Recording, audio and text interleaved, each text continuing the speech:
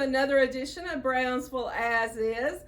I'm missing my sidekick Ashana this week. My name is Sonia, and glad that y'all are joining us today.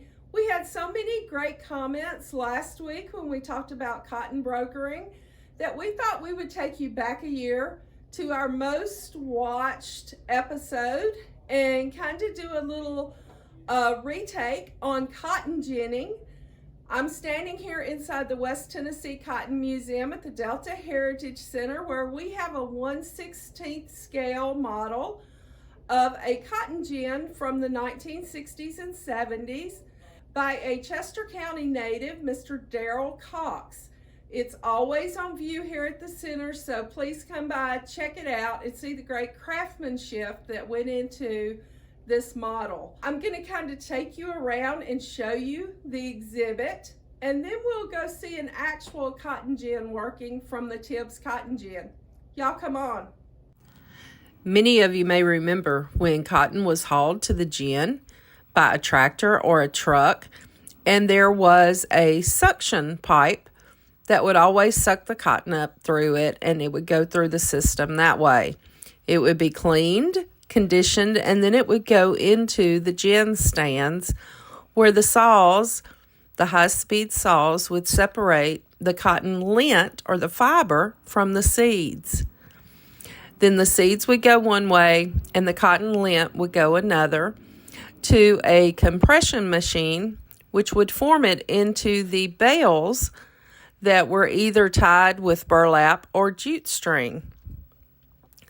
Those bales were then weighed by a hoist and scale system, loaded on a truck, and hauled to a warehouse or to a cotton mill.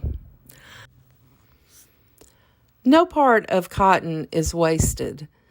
Once the seeds are separated from the fibers, they are sent to a seed house where they are sold to press for cottonseed oil or other uses.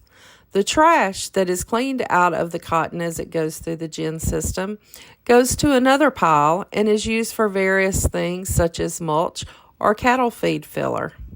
Inside the museum here, we have an actual scale and hoist system from a gin.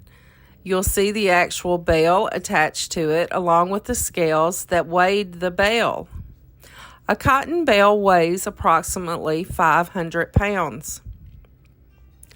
This modern bale also weighs 500 pounds, but you can see that it is much more compressed than the older bale. Ever wondered what you could make from a bale of cotton?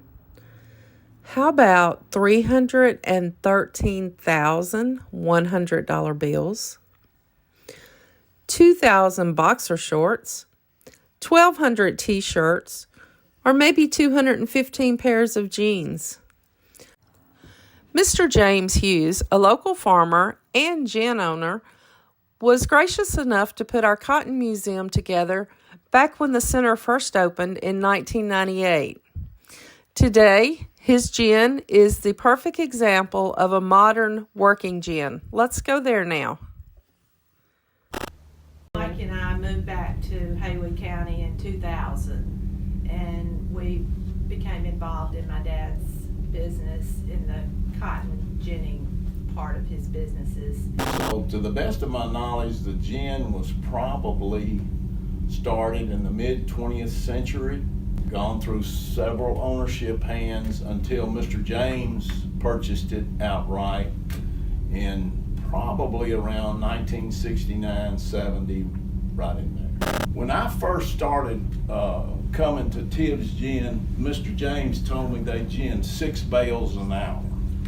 Now, Mr. James is probably capable of ginning probably at max rate, maybe 65, 70 bales an hour at both gins. This plant has 3 gin stands that process the cotton. The other plant has 2 stands that process the cotton. I've been involved with cotton ginning since 1987, and I've been working here at Tibbs since February of '04. Yeah. It's all I've ever done since I'm 18 years old. One thing I'll say is the cotton gin, even like back from when it started with like Eli Whitney, the hand crank, the saws, the brushes, it's still basically the same idea. You know, it's just bigger and more efficient. It's huge, you know, but it's all the same idea with the saws, the ribs, the brushes, same idea, just bigger versions, you know.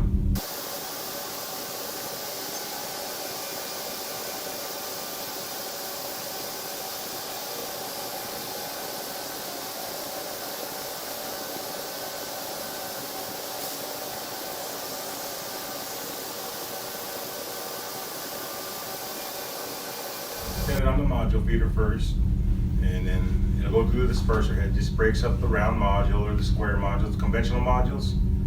It'll break it up and go into a separator, an overhead separator, where a single locks it better, drops it into a feeder. When that feeder feeds it into the gin at a variable rate, so we can just control the speed, and it'll go through.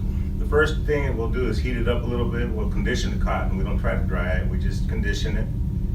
And then we'll start. This gin it's got a split overhead. So it'll if we're doing, let's say, 35 bales an hour, we'll cut it in half. It'll just split. And it's a lot easier on the machines. We clean it a lot better that way. And it'll go into the overhead inclines, which takes out all the heavy burrs and bigger sticks, and it single locks it better. And we drop it into a stick machine, then it takes out the burrs, the cotton bolts, all the holes, the heavy stuff, through the stick machines, and we doff it off of there, and it drops into a vacuum box, where we hit a second stage of drying. And here again, we're just conditioning. We've got to keep it warm. We can't gin cold cotton, so we just try to keep it warm, fluffy, conditioned. And then, we'll keep our heat around, like right now we're ginning about 140 degrees, just something simple, you know. Cotton's really dry these days right now. Anyway, after that we hit the second stage, and then we go through another set of inclines, cleaners, and impact cleaners, which take, we're just trying to clean out all the heavy stuff, because we're moving at a faster speed. So we got 2 stages of cleaning. Then we hit the distributed conveyor, drop it.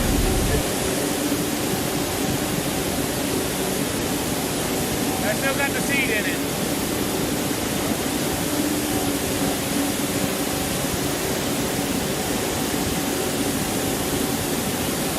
And that's where we separate it.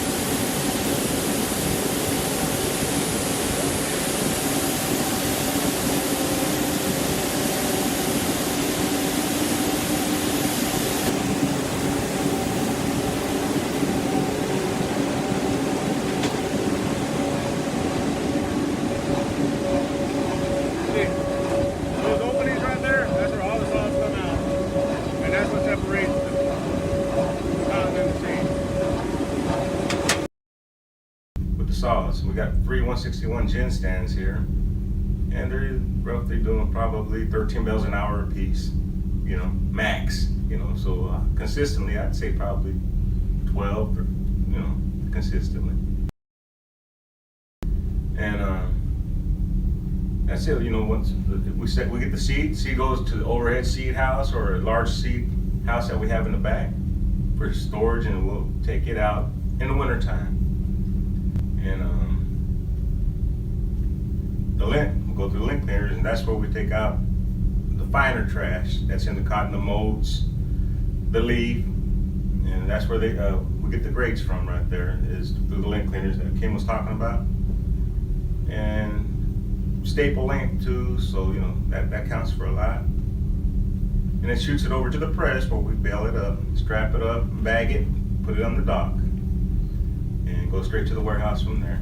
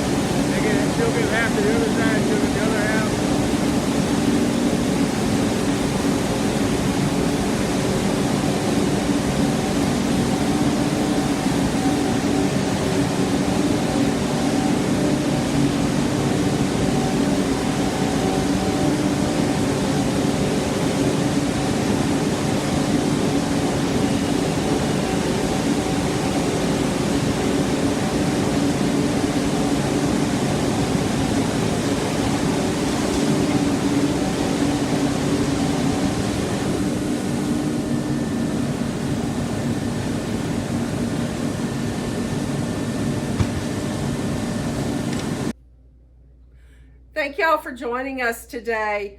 Hope that you enjoyed seeing the workings of a real cotton gin and your short visit to the Cotton Museum. We'll see you again next week.